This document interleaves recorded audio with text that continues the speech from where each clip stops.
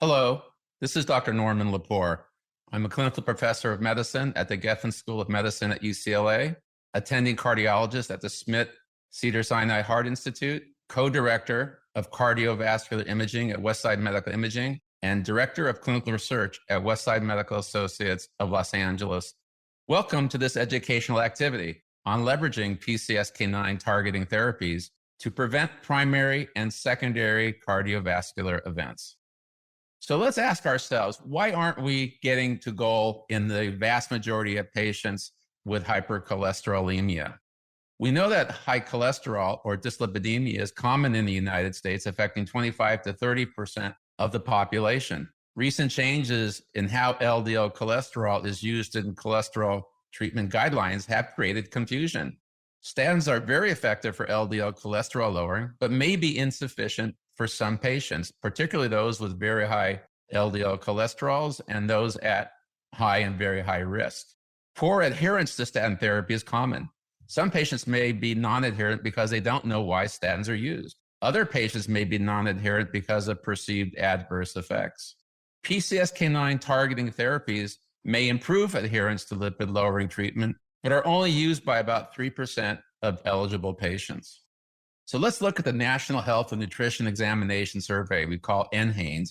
And to look at the prevalence of elevated cholesterol, there are at least 31.6% of patients who we would say have high cholesterol, high LDL cholesterol. That would be levels in excess of 130 milligrams per deciliter. So we know that there's a high prevalence of elevated LDL cholesterols in the population. There are also patients who have very high LDL levels, and this may be caused by a genetic mutation called heterozygote for familial hyperlipidemia. These are patients with very high LDL levels at birth and will often present to your office with LDL levels in excess of 190 milligrams per deciliter.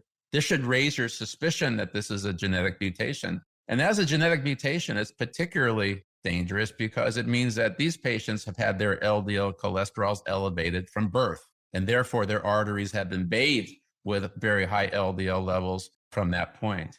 Much rare would be the homozygote for hyperlipidemia, and that patient would present with very high LDL levels in excess of 500 milligrams per deciliter. So how are we doing in terms of utilizing statins? Well, this is from the Pinnacle Registry between 2013 and 2017. The Pinnacle Registry is an outpatient cardiovascular practice registry. We do see that the use of statins has increased somewhat from 2013 out to 2017. And you can look at the median utilization of statins is somewhere about 75% of clinical practices. But look at the spread. There are many practices where only about 50% of patients are being deployed statins. And what's even more sobering is that so many of these patients who are on statin therapies have not had their lipid-lowering therapies targeted to goal.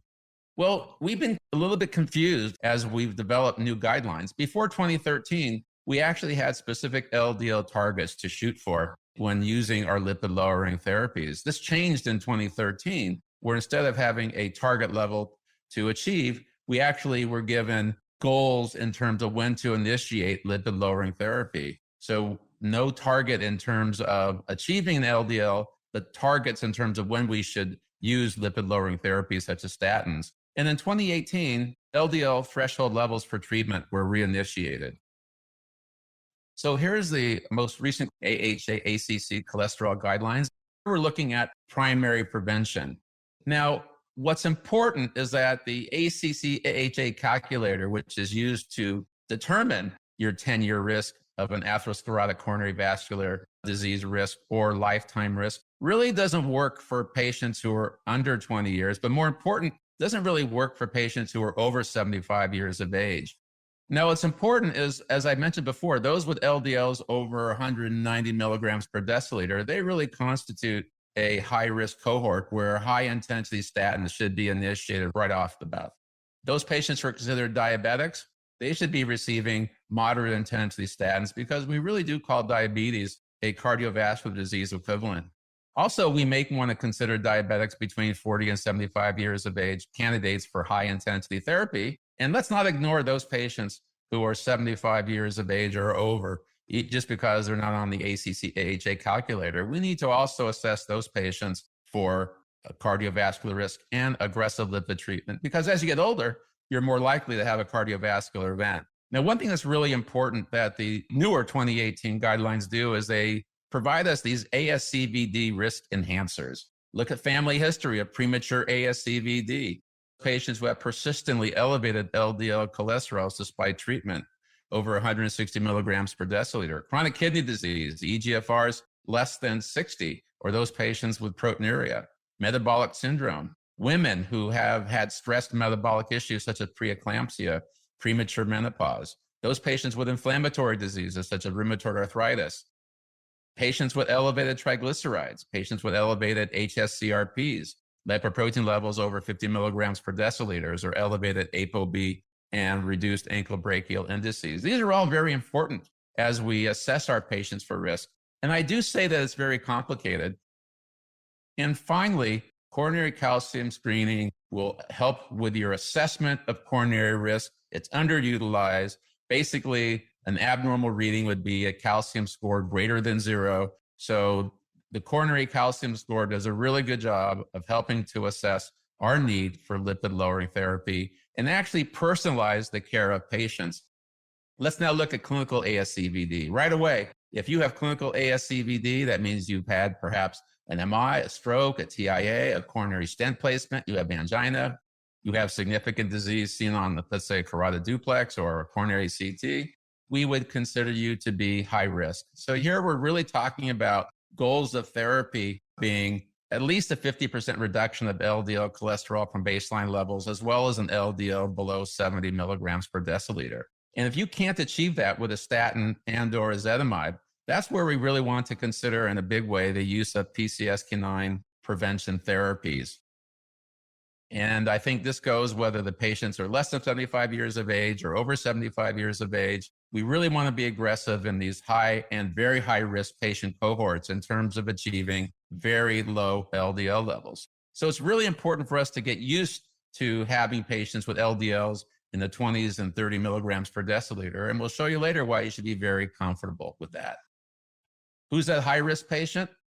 The high-risk patient would be the patient with personal history of coronary vascular disease, a recent acute coronary syndrome, MI, ischemic stroke, TIA, PAD, or history of bypass or PCI, or that patient who we think may have a heterozygote for hyperlipidemia with LDLs of 190 milligrams or above. And those patients who are 40 years of age and who have a ACC-AHA risk calculator greater than or equal to 20%. Who is that very high-risk cohort?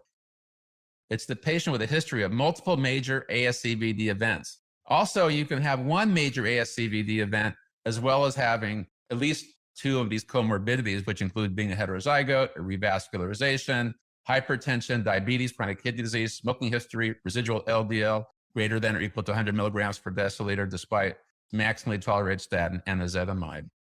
Now, I actually like the EAS European dyslipidemia guidelines. They use a different risk assessment called SCORE, which actually looks at a 10-year risk, not of an ASCVD event, but actually a fatal cardiovascular disease event.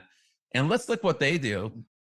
If you look at the very high risk cohort, and they're a little bit more liberal in terms of defining this very high risk cohort, documented CVD, unequivocal CV, atherosclerotic coronary vascular disease on imaging, such as coronary CTA or ultrasound, multivessel disease, severe chronic kidney disease. And if you have this score of 10% or greater, they actually recommend LDL treatment goals of at least 50% from baseline and an LDL less than 55 milligrams per deciliter. They really put more patients under the tent in terms of who would be considered very high risk and more aggressive LDL treatment goals.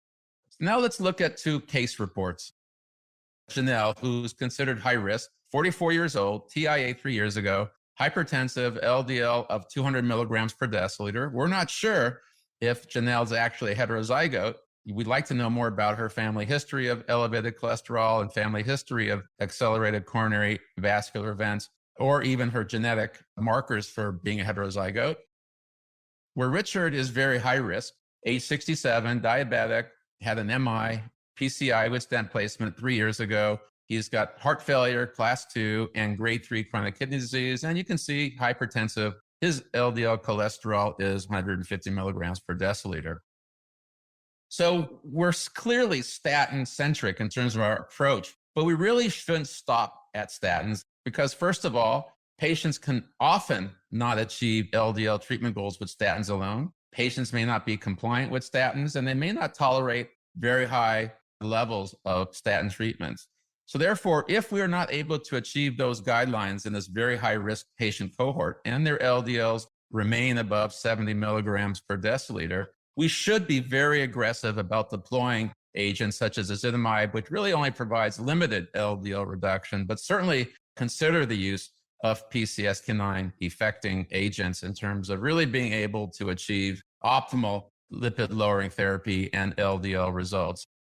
We know, for instance, in terms of the oral medicines, icosapent ethyl, which is really geared more towards triglyceride reduction, only lowers LDL by about 5 to 10%.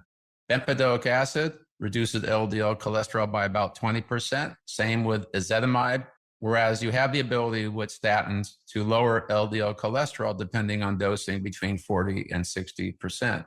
Well, now we have the injectable medications, and this includes the PCSK9 inhibitor monoclonal antibodies, alirocumab and evolocumab, and the PCSK9 silencing RNA inclisiran. And they're able to achieve LDL reductions in the 50 to 60% range. PCSK9 inhibitors do this with a twice a month injection, whereas inclisiran achieves this with a twice a year subcutaneous injection. So you can see by this graphic that we have the tools available even to take patients with LDLs as high as 200 milligrams per deciliter and reduce the high and very high risk levels mentioned by the guidelines from the European Society and the ACC-AHA. So what's the story? Why are we not deploying those tools? So the Pinnacle Registry actually showed that after the 2013 guidelines, perhaps because of confusion, statin utilization actually was reduced, but has recovered some since that period of time.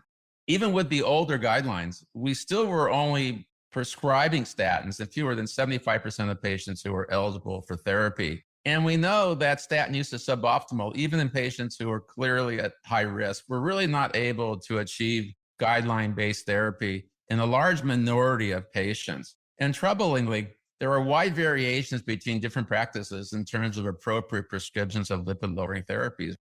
So we know that compliance long-term is a problem. We know, for instance, from the VA healthcare system, nearly 36% of patients had less than 90% adherence to statins, the level associated with highest survival, because if you're not taking the statin, you're not lowering LDL, and you're exposing the vasculature to LDL cholesterol.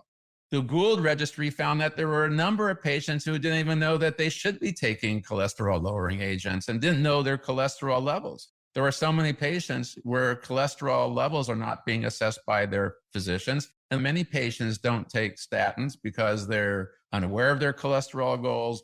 They underestimate the benefits of cholesterol lowering, very concerned about cost and side effects. Even to this day, when I talk about statin therapy, I have to spend time and educate my patients regarding some of the fake news out in the lay literature regarding these.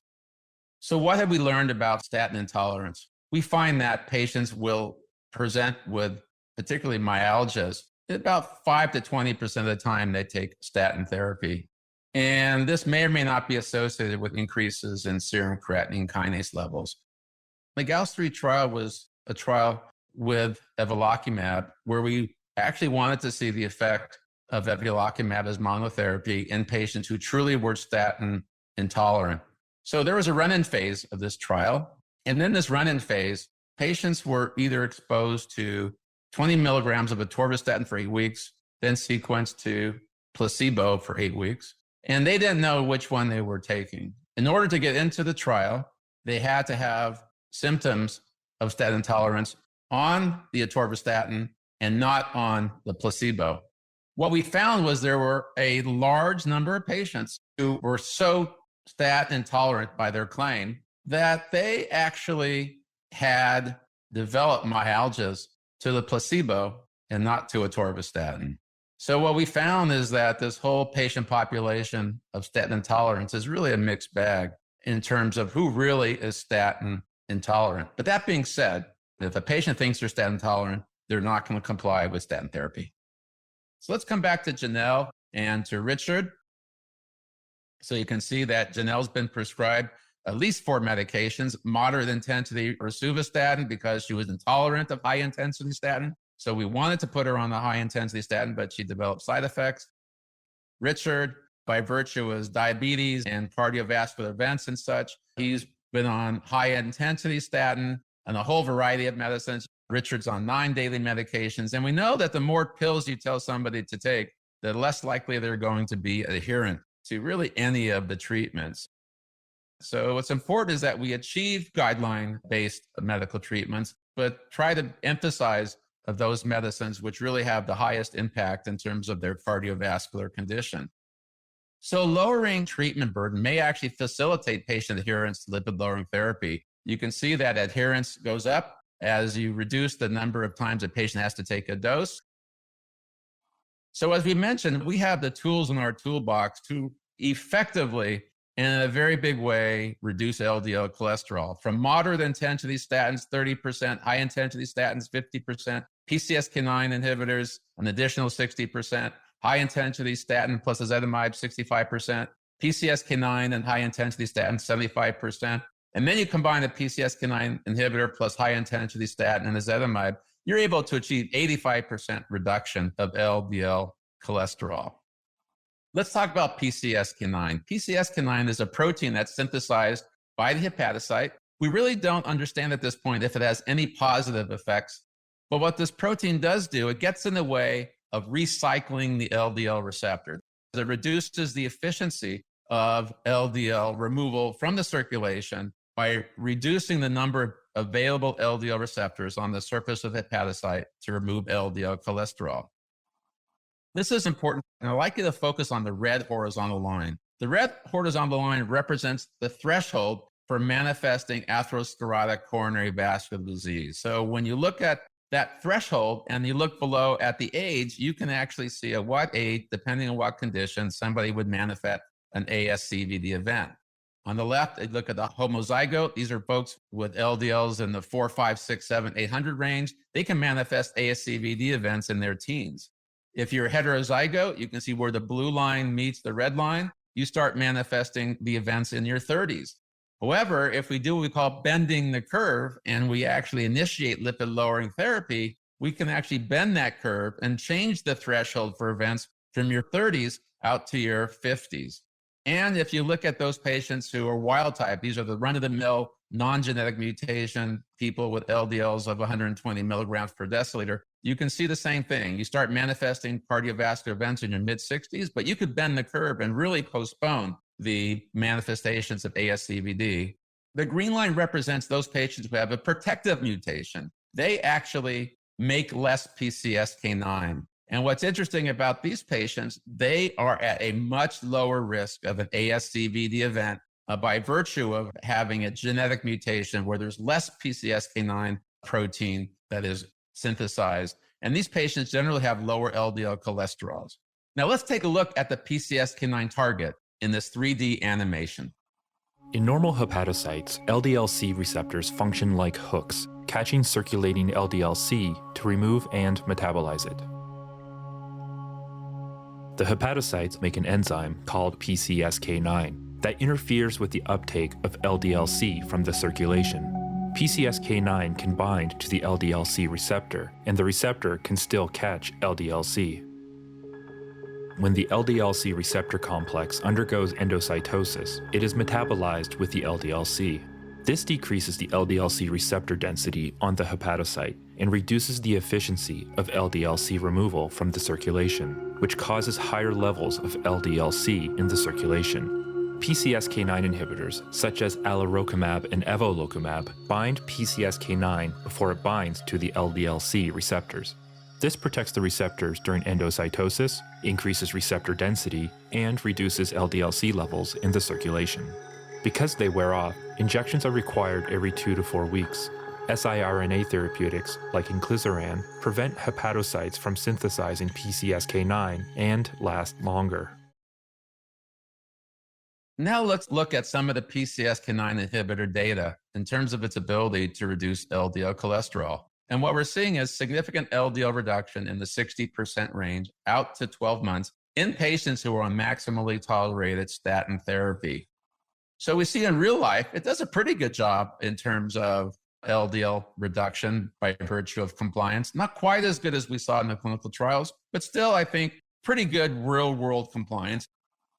We see that from real world studies. About 16% of patients using PCSK9ers were not adherent to therapy. That certainly is much better than we see with statin therapy, but we're still not at 100% compliance. And we await the real world studies with inclisiran to be completed in the 2024-2027 range to see the real world responses to inclisiran by virtue of its being a much less frequently administered drug. Are very low LDL levels safe? There is no data that suggests, at least over the course of the clinical trials, and the outcome trials were over 2 years duration, basically for every 2 milligram per deciliter reduction of LDL, you're reducing cardiovascular event rate risk by 1%. So if you're reducing LDL cholesterol by 40, 50%, you're starting to achieve event reduction in the 20 to 25% range. Looking at the Odyssey outcome trial with alirocumab in this particular curve, and you could see that even at very low LDL levels of 15 milligrams per deciliter, you're really able to reduce cardiovascular events. We can see when the LDL levels are higher than 50 milligrams per deciliter, we're starting to see major adverse cardiovascular events sneaking up, which is kind of consistent with what we've known, that lower is better when it comes to LDL cholesterol. How about cognitive issues?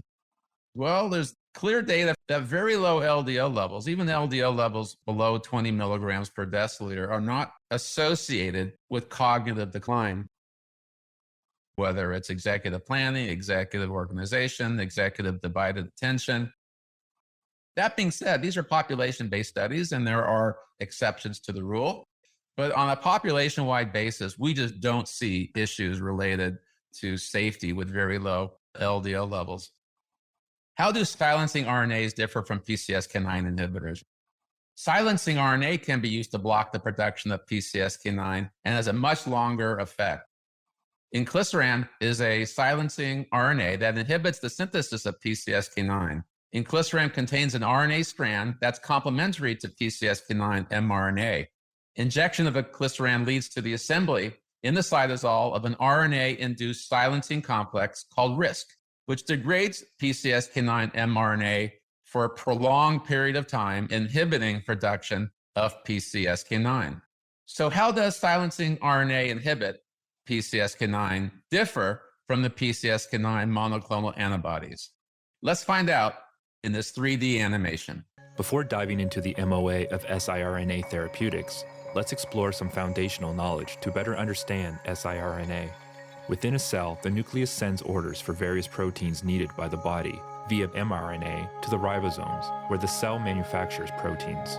This process can be interrupted by RNA interference, where the order for a protein is stopped by degrading the mRNA to prevent the protein from being produced. This process is known as silencing the gene. To treat hyperlipidemia, siRNA therapeutics such as inclisiran block the synthesis of PCSK9. It works by unwinding and unloading its instructions into the corresponding RNA-induced silencing complex in the cytoplasm. By doing so, inclisiran targets and silences the mRNA for PCSK9 and stops the orders for PCSK9 from reaching the ribosomes. Less PCSK9 means greater LDL-C receptor efficiency, leading to lower LDL-C levels in the circulation. Because of its long-lasting effect, inclisiran may be a potential solution to poor treatment adherence. So what do we mean when we say very effective in terms of LDL reduction? Well, let's look at some of the clinical trial data. The Orion 10 trial, as well as the Orion 11 trial, were trials that were to evaluate the effectiveness of inclisiran to lower LDL cholesterols. One was basically performed in the United States and one in Europe. And we found that LDL reduction at about the 510-day mark was around 50%. And what you can see in the graphic in terms of LDL levels, we we see a rather consistency to the LDL reduction with inclisiran over time. So do PCSK9 targeting therapies reduce cardiovascular events? Well, we saw actually with alirocumab in the Odyssey Outcomes trial, with evolocumab in the Fourier trial. These trials lasted between 2.8 and 2.2 years in terms of median follow-up, large population, that there was a statistically significant reduction of LDL levels, but more importantly, a reduction in terms of clinical events. There was an absolute reduction of between 1.5 and 1.6% in terms of the major adverse cardiovascular events, with relative risk reduction that were statistically significant between 14 and 20%. With inclisiran, although we have the Orion 4 cardiovascular outcome trial pending, we do get a hint from both the Orion 10 and the Orion 11 trial of being able to also reduce cardiovascular events. But we're now awaiting the very large Orion 4 cardiovascular outcome trial with a study duration of about 5 years, where we expect to hopefully confirm that LDL reduction with the silencing RNA reduces major adverse cardiovascular events. And I want to emphasize in all these trials, patients were already receiving maximally tolerated statin therapy. All right, so how did Janelle do with only being able to tolerate a intermediate potency statin, as well as Richard, who was on a high intensity statin? Well, I think that our goal for Janelle is not met by virtue of the 100 milligram per deciliter. You know, my goal for Janelle would be to achieve an LDL level less than 70 milligrams per deciliter. So that means another 30% reduction. So let's say we add ezetimibe, we'll get another 15 to 20% reduction. We're still not at our goal. So Janelle is probably going to need to be on a PCSK9 effecting therapy in order to really be at guideline-based treatment. And how about Richard? Remember, I told you I was predisposed to the European guidelines. In his case, would recommend LDLs less than 55 milligrams per deciliter by virtue of his being very high risk, diabetic, MI, chronic kidney disease, hypertensive, et cetera. So now what we do have available with the PCSK9 injections is generally they're given every 2 weeks, but they can pack a bit more drug in the subcutaneous injection and actually have an algorithm for once a month dosing. The problem with the once a month dosing is you start introducing a greater variability in terms of the LDL reducing effects. As you're approaching the next injection, you've lost a lot of the potency of the PCSK9 inhibitor, and LDL levels are actually going up. So your mean LDL levels are not as tightly controlled when you're using a once a month injection versus the every 2 week injection of a PCSK9 inhibitor. With an agent that has a much longer effective half-life, like inclisiran, you're actually having much less variability during the course of treatment with fewer injections. So why is this important? Well, we want consistency in terms of LDL reducing effect, kind of similar to what you think with blood pressure. The same thing with LDL treatment. We want to consistently reduce circulating LDL, so we reduce the bathing of the arterial structures by LDL and actually have better cardiovascular event impact. If you really want to motivate patients to take their lipid-lowering therapies, show them a picture of an artery, a carotid artery, or their calcium score, or coronary CT, and you start talking about the potential for plaque regression. I look at atherosclerosis as cancer of the arteries. And we know that patients who have cancer, the first thing they say is, get that cancer out of me. And the same thing could be said with atherosclerotic coronary vascular disease. You have the ability to actually lead to regression, but regression is going to take achieving LDL levels probably less than 50 milligrams to do that. But we have the data. We have the data with statins, we have the data with PCSK9, and we have some data with inclisiran that really shows with very aggressive lipid-lowering therapy that we can actually get plaque regression. And I will tell you that there is no single part of a discussion I have with a patient that has more effectiveness in terms of their accepting the therapy and complying the therapy as you show them what their disease looks like and you show them that they can actually get plaque regression. So who's most likely to benefit from PCSK9 targeted therapy? Well, obviously, those patients who have higher residual cholesterols who are treated with statin therapies. If you're having modest reductions of LDL, remember, there is biological variability with every treatment, including statins. There are patients who will have very high levels of LDL reduction, patients who will have very modest LDL reduction. So some practical insights for clinicians engaging patients in shared decision-making regarding PCSK9 targeting therapies. The PCSK9 targeting therapies have largely been investigated as an add-on, not a substitute for statin therapy, but certainly can be used as monotherapy for those patients who are particularly statin intolerant. Alirocumab and evolocumab are subcutaneous injections, self-administered every 2 weeks, covered by insurance under pharmacy benefits. Inclisiran is also a subcutaneous injection, but it's generally administered every 6 months by a healthcare professional and covered by insurance under medical benefits. Fewer injections per year have the potential for increasing adherence to therapy. So I would say most of the time we're seeing these patients who are at risk, who have had cardiovascular events at least twice a year, and we can actually time their visits to the office with providing them the inclisiran subcutaneous injection. And obviously, this would confirm compliance with treatment. How can a silencing RNA medication have such long-lasting effects? Well, first off, the silencing RNA is highly specific for the hepatocyte and very specific for the particular mRNA and very effective at even low concentrations. Silencing RNAs are 100 to 1,000-fold more potent and longer lasting than antisense oligodeoxyribonucleic acids, or ODNs, another approach to gene silencing that is prone to toxic off-target effects. Silencing RNAs are similar to the microRNAs that regulate gene expression in normal physiology. And early studies showed that silencing RNAs were most effective in the liver, prompting studies as therapeutic agents for a wide variety of liver-based diseases. Let's talk about safety. These drugs, both in clinical trial and as they've been utilized since 2015, are quite safe, quite easy to use. For inclisiran and alirocumab, you did see an increase in terms of injection site reactions. Most of these reactions are mild. I do tell patients that they may actually experience such a reaction. If it's mild, it'll dissipate. And in terms of other adverse events, we see for the most part that they're very similar to placebo. So what does the future hold for lipid-lowering treatments? We have potential for vaccinations and gene editing. Gene editing can be a slippery slope because what you edit with a gene may have effects that you can't anticipate. And so we're involved in these clinical trials as we always try to push medical science to find more effective and safer treatments. So in conclusion, elevated LDL is the most important risk factor for cardiovascular events. We have the tools we need to reduce these risks, even in the patients at highest risk, and even those patients at highest risk with very high LDL cholesterols.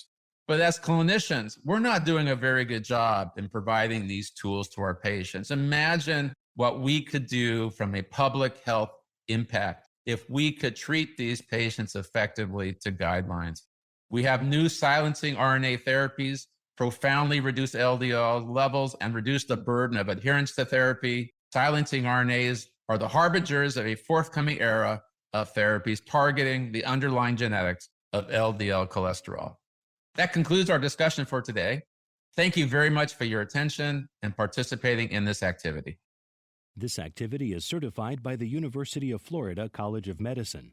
This activity is developed in collaboration with our educational partner, PVI, Peer Review Institute for Medical Education. Remember to download the practice aids.